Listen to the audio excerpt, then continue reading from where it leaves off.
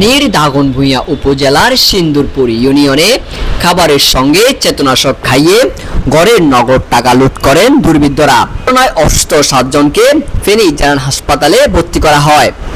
শুক্রবার 28 জুন রাত 10টার দিকে উপজেলার সিন্দুরপুর ইউনিয়নের মধ্যম কৈশল্যা গ্রামে হাজী দারোগা আলী বাড়ির আব্দুল মালেকের ঘরে এই ঘটনা ঘটে।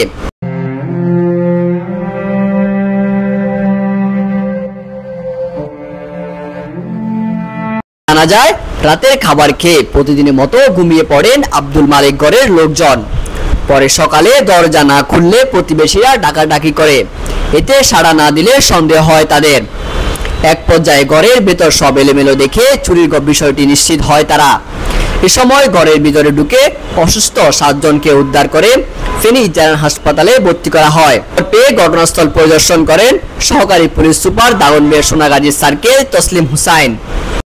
বিষয়ে দাগনভূঞা থানার ওসি মোহাম্মদ আবুল হাশিম জানান, খবর পেয়ে পুলিশ ঘটনাস্থল পরিদর্শন করে। পরিবারের পক্ষ থেকে কেউ এখনো লিখিত অভিযোগ করেনি। অভিযোগ পেলে আইনগত ব্যবস্থা নেওয়া হবে বলেও জানান তিনি। ডেস্ক রিপোর্ট, ফেনীর সন্ধান, ফেনী।